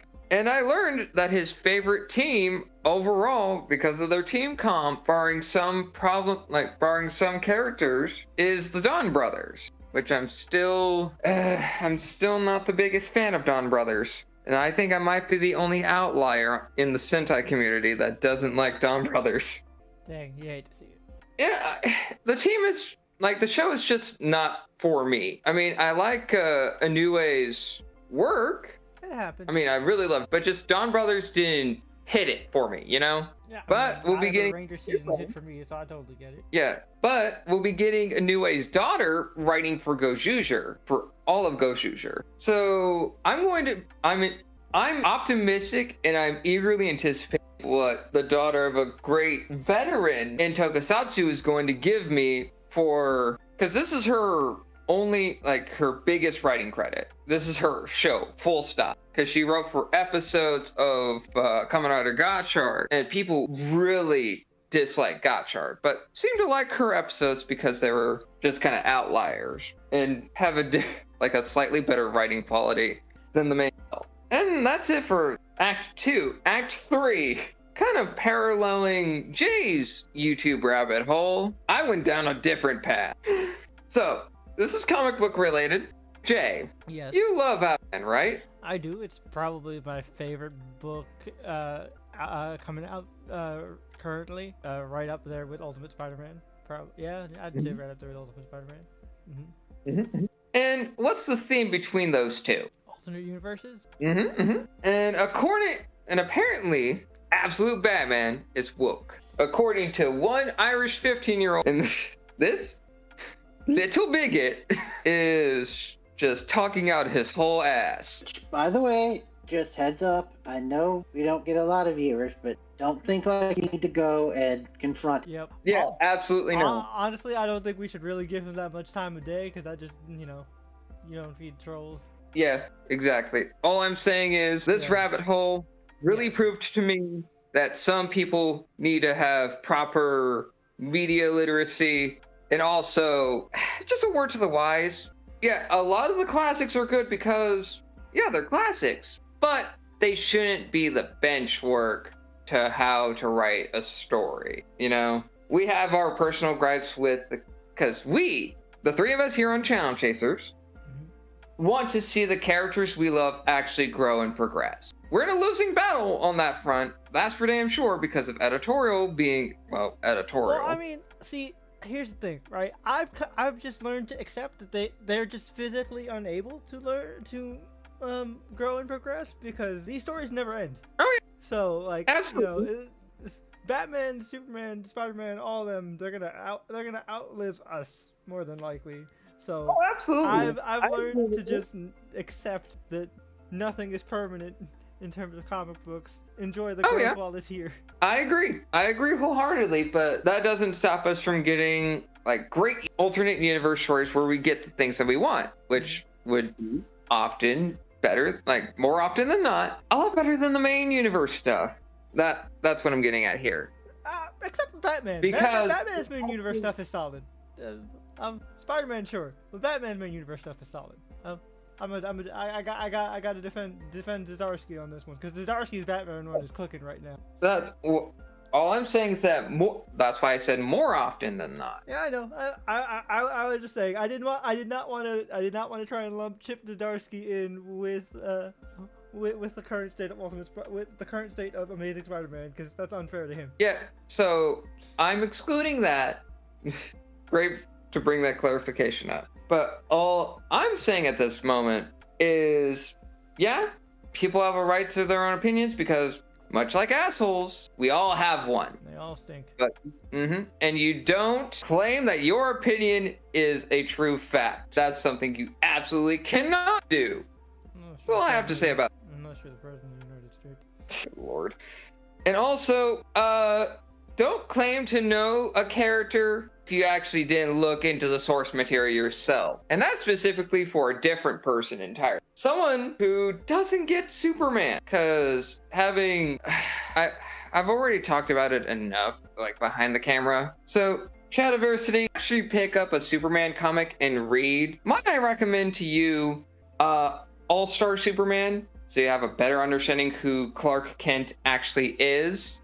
And if you want to actually have a good person look into breaking down your points, yeah, check out Anthony. What's his surname again? Jay? I don't know. I know it starts with a G, but we watched that video of him swapping Spider-Man and Batman swapping villains. I've seen it. You guys probably know what it is. Yeah, so if you want to know the thing I'm referring to, watch the hour-long video of Anthony breaking down Chad's reaction to the Superman trailer, because Chad just does not get Superman. He thinks he does what he actually does. That's pretty much it for me. All right, folks. If you made it through to this point, I salute you. And please, if you haven't left a like yet, go ahead and do so. Subscribe, do all the YouTube things. Since I know you made it this far, that means we definitely have your attention. So just want to make sure you're still here. Or you just like the sound of our magnificent voices. No, I don't. But that's neither here nor there. We don't like our own voices, but I know some y'all do. But yeah, so now, of course, we are jumping into the final segment for our main discussion, which is, of course, Trailer Talk. Trailer Talk is the segment of the podcast where our boy Ryan has gathered together 6 brand new trailers, which you can find linked down below. And through the magic of editing, we will quickly react to said trailers and give our rapid-fire thoughts on said trailers. Also, we're cheating this week. One we all saw because it was a big one. Pause. And this is more so us finally getting a chance to talk about this big trailer that is a buzz among the comic community. You say finally, but it came out the day that we're recording. Well, yeah. I say finally because we've been anticipating any footage for this movie. All right. Which originally this was announced to come out during the big game, but yeah, they're gonna probably put an extended spot during the big game. That's what they usually do. I remember they did that for Age of Ultron, a long time ago when Age of Ultron was a thing. Because that's where the extended "There Are No Strings on Me" trailer was the big game. Yep. But yeah, we will be back momentarily. You guys won't even notice, but in that millisecond between then, please enjoy this word from our non-existent sponsors. And we're back. Okay, so wow, this is a weird coincidence. 2 weeks in a row, we've got a bunch of horror trailers. That's kind of wild. I think it's actually technically 3. Oh yeah, that's right. Yeah, maybe it is 3. But every trailer talk for the last for pretty much this whole month has featured at least one, if not 2, horror / and/or thriller film. Speaking of which, Ash looks intense as fuck. Oh yeah. Oh yeah. If you asked me to describe what happened, I couldn't tell you. It was a lot. It stars I think she's the Hispanic chick from Baby Driver, Oh, nice. I like her. and Aaron Paul. Yeah, fucking Jesse Pinkman. And it's like And, it's like one of those. It's almost like I don't want to say a murder mystery thriller, but like everybody ends up dead. They're in space. I'm not gonna lie. For like a split second, I thought of Among Us, and I was like, oh my god, is this like edgy Among Us? If you want to know, I have the IMDb quick plot. Okay. A woman wakes up on a distant planet and finds the crew of her space station viciously killed. An investigation into what happened sets in motion a terrifying chain of events. So kind of Among Us. Mm-hmm. It's just- Among Us, if one of the people woke up and like, what the fuck happened? Oh man, everybody died. Where's Blue? They were in Red Bay. They were definitely safe. They didn't vent. Oh man. Aaron Paul is blue. Aaron Paul is definitely Blue. But yeah, that looks interesting. It's also apparently got the Raid dude. Oh cool. Oh, really? Yeah, from the Raid movies. Yep. Iko Weiss. Nice. Quickly gonna brush over Magazine Dreams. I'm just glad to see Jonathan Majors in more stuff. Yep. That's why I included it. It seems it feels a little too Oscar baity for me. Mm-hmm. That's a wee bit. Not entirely interested, but again, I'm glad to see that he's still getting work. Mm-hmm. Same. Let me see. Final Destination. Final Destination. It's just fun to see this franchise back. It's And dumb fun. the reason why I told Jay Mhm. to look at the cast is because going into these, I don't know what the trailers are like, so I didn't realize that this was going to be just basically a clip. But the cast includes a lot of like familiar faces that, especially to our show, like Stargirl, the black girl from Trinkets, the blonde dude from Julie and the Phantoms. I don't think we watched. Well, you watched that one. I don't think we covered that show, or I didn't watch it. I don't think. Oh, you didn't? I thought you did. I don't think so. That one I didn't watch. Oh. But yeah, it's got a lot of like up and coming young stars. Nice. Mm. And also, Bittersweet. I believe it is the last thing that Tony Todd did. Ah. Oh. Oh. Still, glad to see he loved the Final Destination franchise. So Yeah, he did. And he played the Reaper / Death. yeah, he played Death in the Final Destination. But then we got Hurry Up Tomorrow. Which, I mean, go back to earlier in the video where I discussed the Weeknd's album, Hurry Up Tomorrow, which I brought it up to the guys when we were reacting to when we were watching the trailers. But this looks really cool, but I'm also kind of confused a little bit because why are you making a movie for the third album in a trilogy? That's like, writing the screenplays for A New Hope and Empire Strikes Back, but making the movie for Return of the Jedi. I don't get it, but it'll be interesting. Like I said, it's a concept album. The Hurry Up Tomorrow is kind of the death of the Weeknd and the end of his world, the death of this character, moving on to a new life, his true life kind of thing. Plot of the movie is an insomniac musician encounters a mysterious stranger, leading to a journey that challenges everything he knows about himself. Mm-hmm. And like since it is obviously the album is gonna play a good part of this, we at the very least know it's gonna have a banging soundtrack because this album is great. Yep, and the cast is pretty cool too. It's got Jenna Ortega, and Barry. What's the guy's last name? Barry Coogan. Mr. Please, Please, Please. And I know I talk shit about The Weeknd's terrible acting for The Idol, which, to be fair, it was fucking terrible acting.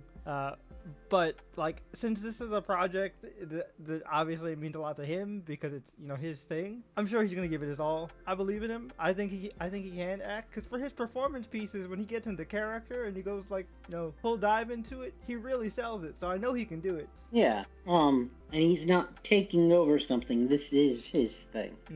Mm-hmm.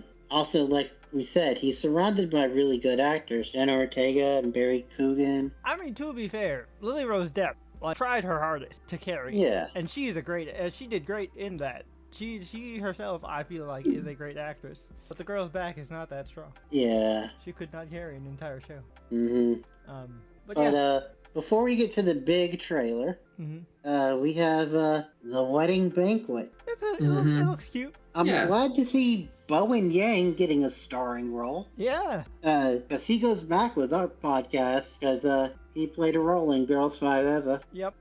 And I believe he was. What Bowen Yang was also in Superstore, wasn't he? No, No. Okay, he did. Different Filipino guy. My bad. but he was in Wicked. Oh, I know he was in Wicked. He was the gay best friend in Wicked. I remember him. Yeah, but this movie also we get to see Lily Gladstone do her comedy chops, which I didn't know she had. I am very curious because obviously because I came across her the same way most people did. I've only seen her in Killers of the Flower Moon, so I am curious to see how she does with comedy. I mean, Same. And Kelly Marie Tran in it. Mhm. She's a good actress. it's got a solid cast. It looks cute, but yeah, nothing really deep to say. Like I told the boys off camera, I mostly included it because it was the last trailer and it was like a palate cleanser. All right, But so this is it, folks. It's finally here. Let's talk about it. We watched, for most of us, the second time, A fantastic the Fantastic trailer. Four First Steps trailer. mm-hmm. Oh my goodness. Oh my god. Oh my Amazing. damn. They finally did it. They finally did it. No disrespect to Tim Story, Chris Evans, Michael Chiklis, Jessica Alba. I never remember the guy who played Reed's name. He has a very long name. It's Ian something something. yeah, and all disrespect to Fan Four Stick.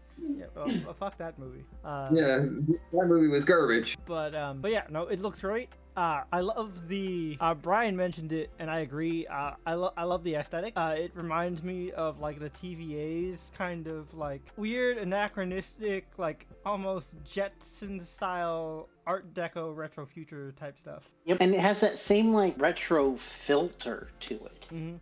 I liked it, and I do like that the trailer. Yeah, I liked that the trailer like was a little grainy. It looked, it made it feel older. It made it feel like something out of the '60s. Seeing Herbie was cool. Man, The Thing. Ben looks amazing. So good. Also, I love the sound design. I love that like every movement and every like touch, you hear the rocks clanging. Mm-hmm. Like it's such a nice, small, subtle touch. And I like that we already got a sense of a lesser known, like talked about thing, and that is Ben's cooking skills. Yep. Yeah. Which is ironic because that actor is also known for The Bear. And the funniest thing about the whole thing, he was saying, Herbie, you did some good stuff, but let's add a little bit of spice here, because I like a little bit more kick. Just gonna add Extra garlic. A little more garlic. Not because it wasn't good. Just because I want to zip it up, Which seriously, you guys, if you ever want to hear what Ben Grimm sounds like in real life, watch any interview with Jack Kirby. Mm-hmm. He literally talks like I imagine Ben Grimm in my head. Yeah. But credits to Bond because he got close. Oh yeah. Man.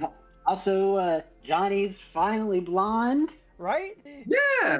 It's so weird that it's taken 20 years for this to happen. Over 20 years. And Even the Evans version. Oh yeah, wasn't he had brown blonde. hair. He had brown hair. He wasn't blonde. Which is weird because they have Sue. I mean, granted, you can't have siblings, one blonde and one has brown hair, but still, Sue was clearly blonde. yep, and You whitewash Jessica Alba, but you don't make Chris Evans blonde. Make it make sense.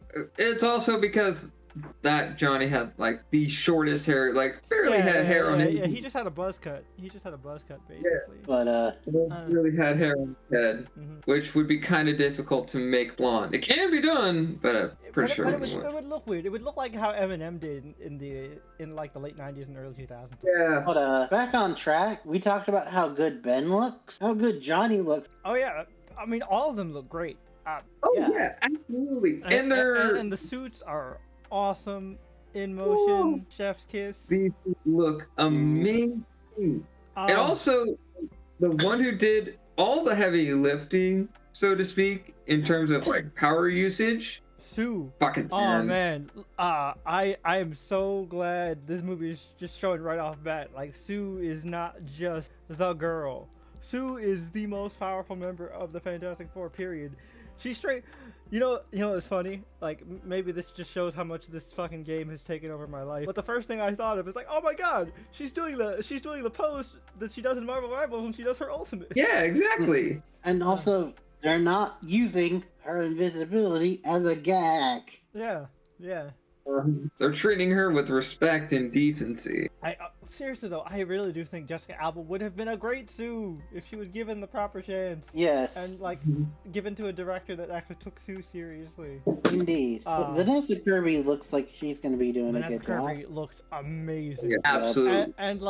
And just the way she delivered those few lines, it gives that kind of gentle, like affirming kind of like touch that you need for Sue, because Sue is the mediator of the family. She's the one that breaks up all the fights, so it's important that she is the one who is very good at de-escalation. Also, I just love the classic sibling moment of just Sue clearly walking in on Johnny jerking it while in his spacesuit. Because you can't tell me otherwise. That's exactly what that man was doing. That's exactly what happened. Like, there's no way she wouldn't have walked out the way she did if she did not catch him jerking it. Yeah. And like, and again, also, that just gets to show like the real sibling dynamics, which, man. and also to show like the whole family vibe.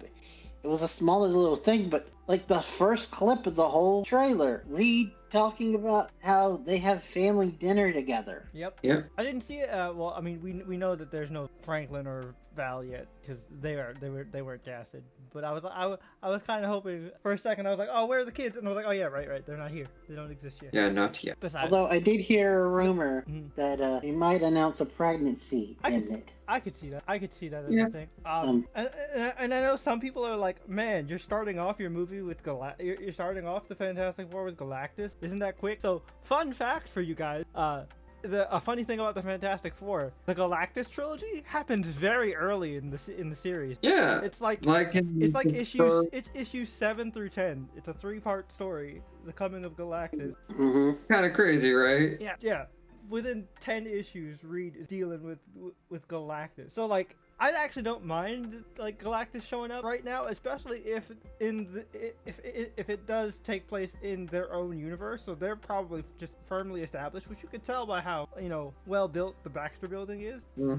Yeah. So like Galactus showing up here, I'm cool with that. And man, I'm so glad Galactus is actually a Galactus. Yeah, because we all collectively admitted that we had a little bit of a jump scare when they show falling debris and they all look up at the sky. And the clouds. Oh no. Of the falling debris. Not the yellow clouds again. Not the clouds. No, because we've gotten that. You know what? Insert the Dr. Doofenshmirtz meme. Because we got it with Galactus and we got it with Parallax. Yeah, I was just about to say, yeah.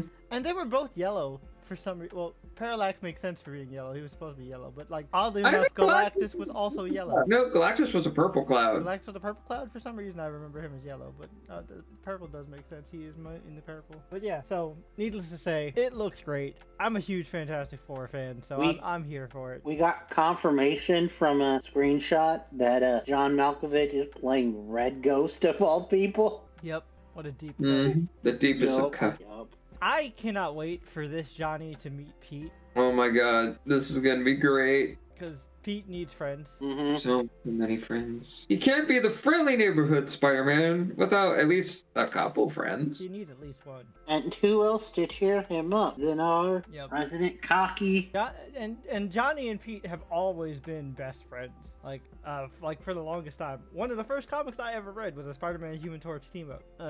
So I have a special place in my heart for good old Johnny. And I don't know about the characters, but I will say as far as the actors go, Joseph Quinn, who plays Johnny, is only 2 years older than Tom. Nice. He's Eddie from Stranger Things, right? Yep, that's what I thought. And how old is Holland again? Holland is 28. Like 28. I was like, he's only a couple years younger than me. 28, and Joseph Quinn is 31. Huh.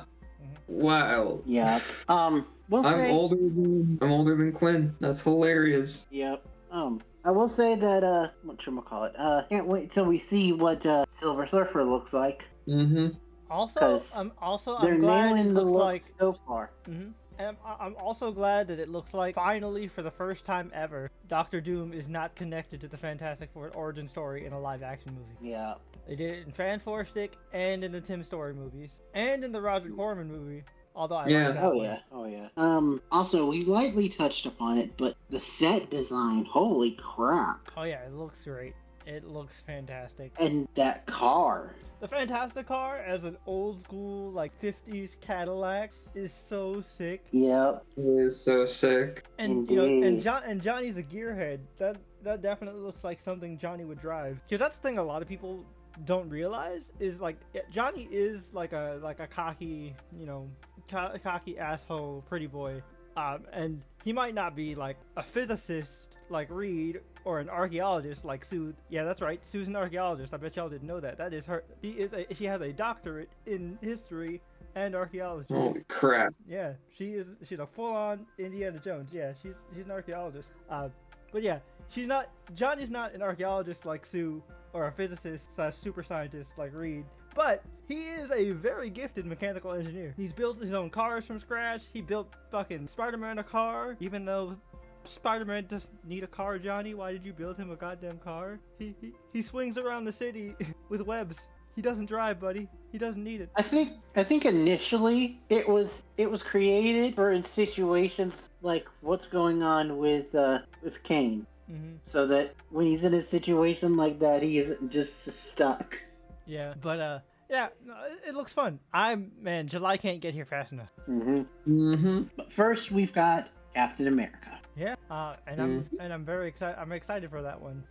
Definitely. All right, with all those trailers out of the way, it is time for the shortest part of this entire show, the main discussion. I joke, but it's honestly true because like I could literally sum up everything in the non-spoiler section. So we watched Bad Robot, which was a critical darling in terms of animation from last year. Wild Robot. Bad Robot is J.J. Abrams' production company. We watched Wild Robot, the Wild Robot.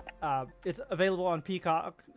If you have it for streaming, if you want to check it out yourself. Like I said before, it was a critical darling among animation for last year. It's nominated for Oscar Best Animated.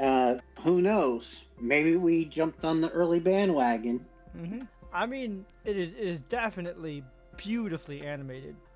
Absolutely. Indeed. It's a very simple premise about family. And one thing that I will say that I really like is, I mean, the metaphor was super obvious, but I still liked it nonetheless because it was still well executed. The whole thing with Roz and Bright Bill is very clearly a metaphor for raising a disabled child. Oh yeah. Well, just disability in general, because but raising a disabled child as well, like and also raising one when you yourself are disabled, because she had that prosthetic leg, remember? Oh yeah, right. But yeah, so like it's just very sweet, very touching, like it's very well made, but there's no like surprise twist, no depth. But I wasn't looking for depth. This is just a kids movie. But it's a very entertaining one. It does have a lot of great feel-good moments. There was one moment that surprised me. Oh.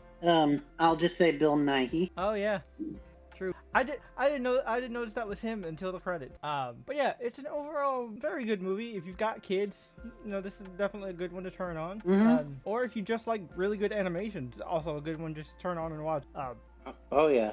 It's a very feel-good movie, very safe. Like it's all about overcoming adversity, the power of love and family, community coming together, all that. Now I will say that it did get a little bit darker than I thought it was going to. Oh yeah, it definitely got like a little darker, a little existential. It reminded me a little bit of when what was that movie with the pink transforming girl with the knight? You know what I'm talking about? Oh, Nimona. It reminded me a little of Nimona when Nimona made that pivot. Yeah. I was like, I couldn't think of the name. I was like, it's the pink transforming girl with the knight. And also, similar to Nimona, had some dark humor moments sprinkled in there. Oh, in the very beginning, there was a lot of dark humor. Yeah. Very much addressing the circle of life.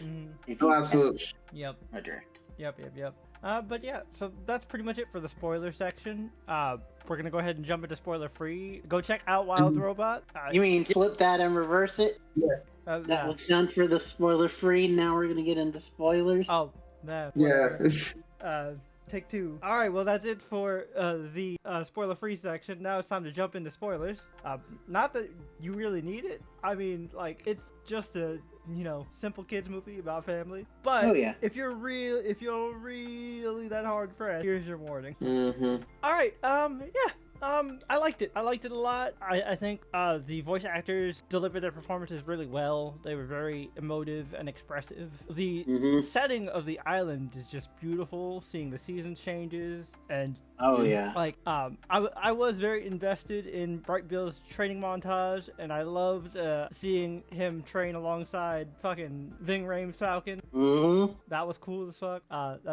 Also he taught him and kind of like the audience, basically. The whole thing of don't do things how other people do it your way. Yeah, again, which is like, big metaphor for disability, having a disability. Yeah. And like, I also just like how weird Bright Bill is, both as a kid and as like a fully grown Gosling. Even though, like, before he was named, I named him Ryan Gosling, and he remained Ryan Gosling through the whole movie. I didn't go that far in personally naming the little Gosling. Well, he wasn't named yet at the time I was watching it, so I was like, all right, I shall christen you Ryan Gosling. Because, come on, that's a good one. And that was a good one. It was. That is a good one. And, because, I don't know. I think I was the first one to watch. Yeah, because you messaged the chat and said, it surprised you. Yep, you were the first one to finish it. The one thing that surprised me about this movie, because I'll be honest with you, I wasn't too sure what I was going to get myself into, so I was completely blind. Yeah, same.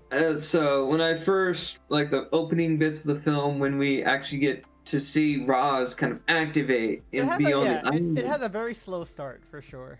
And as I was trying to figure out, like, okay, so we're following this robot. What's going to be the conflict with the robot on this island? And then when the shoe finally drops, I'm like, oh, yeah. So that's where we're going. At first, I thought this was just going to be another Brave Little Toaster. Yeah, that's what I thought too. And because I didn't know anything about the premise.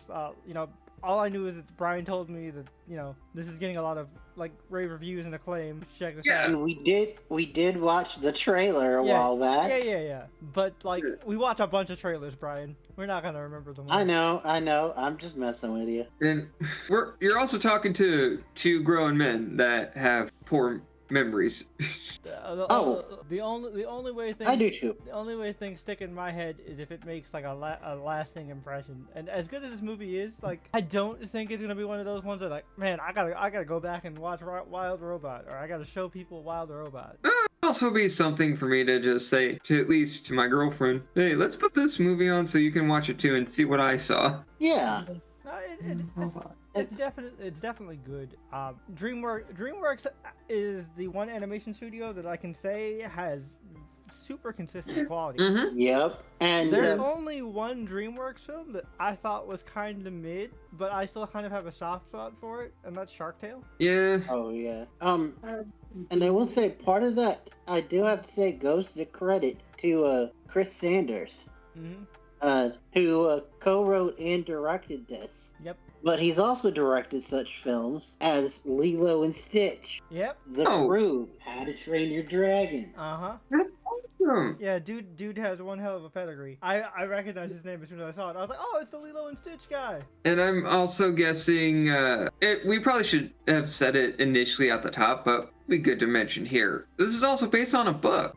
Yeah. Yeah, it's a children's book. Yep. And I actually really, really like the idea that this is an adaptation of a book, and that made me think, I wonder what the actual book is like. If it shares the same art style as this film, oh my god, that will look beautiful. Right?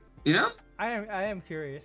But overall, I think they had a lot of like fun side characters, like the Possum family. I thought was hilarious. Which, by the way, if you didn't recognize, that was Catherine O'Hara. Yep, I did recognize Catherine O'Hara. That was one of the people that I actually got correct in terms of voices. The only one that surprised me as far as voice acting goes was the villain. Yep, Bill Nye. No. Bill Nye was Longneck. Oh, right. Yeah. Oh, yeah, Bill Nye was Longneck, yeah. The villain was the Stephanie evil Hsu, robot. Yeah, Stephanie Hsu, as the robot lady. I didn't recognize her. I didn't at first either. Yeah, same.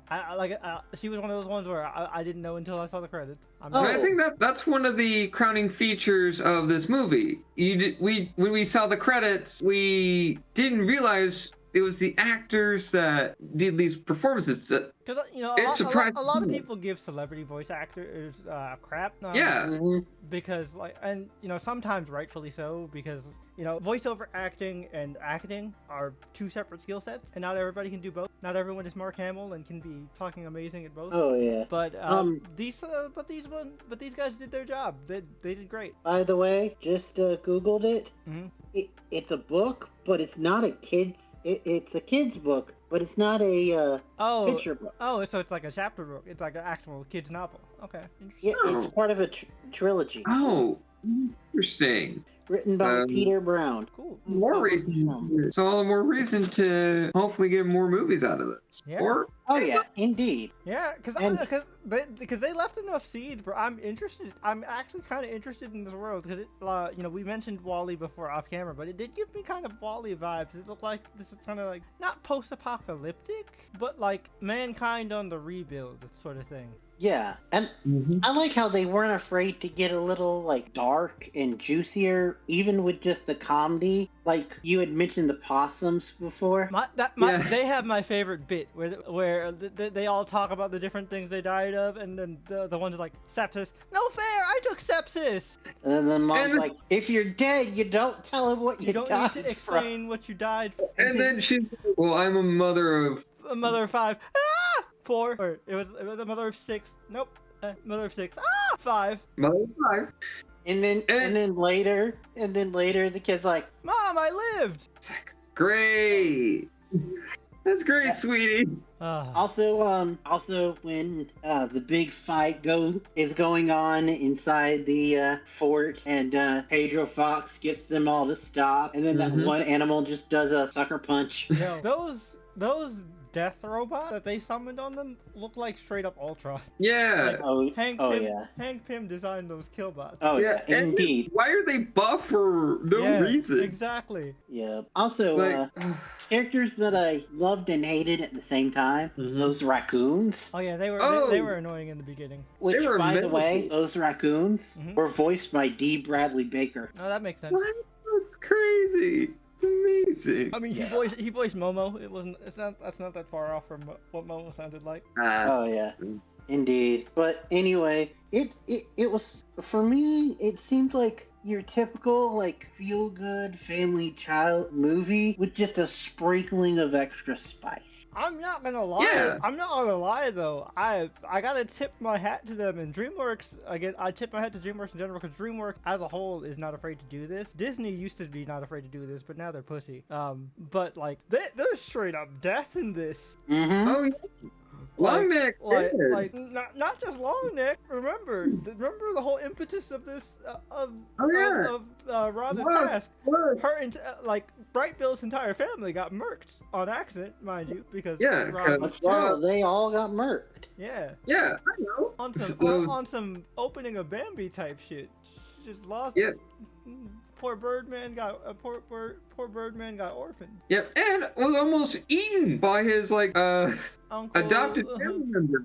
Uncle, surrogate older brother. Mm-hmm. Yeah. I did love the moment where he comes back from migration and Fink runs up and like puts him in his mouth and then they transition into a hug and then all the geese run away. Which by the way, I appreciate these are lore accurate geese. All those motherfuckers are assholes. Yeah, they are all assholes. Except for Long Neck. Long Neck was cool. Rest in peace. But even he was like, we're all assholes. Cause if you've ever encountered a goose in real life, geese are fucking assholes. Yeah. Yeah, they're mean as fuck. And also, that's why Untitled Goose Game is a thing. Yep. Also, you made me think about it when you were talking about Fink's name. I do like that in this one, they gave them like what you would reasonably think animals would call themselves, and they didn't go like too human, calling them like Bob and Terry. Yeah. But they also didn't go stereotypical cat, fox. Yeah. like, you know, Tapper is the beaver who keeps tapping his tail with the crazy tree chopping project. I don't remember what the bear was called, but the bear was cool.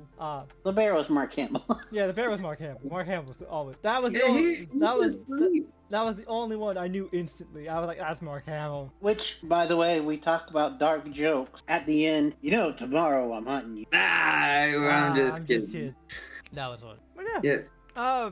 So it's rather fucked up that the whole film takes place in a like more futuristic setting, and like the levels of conservation that these poor, like the scene with the geese flying into the facility where we would see Ross at the end of the film. Yeah. That shit was intense. That flight sequence was awesome, and I also just loved the fucking Winter Soldier moment with Long on your left.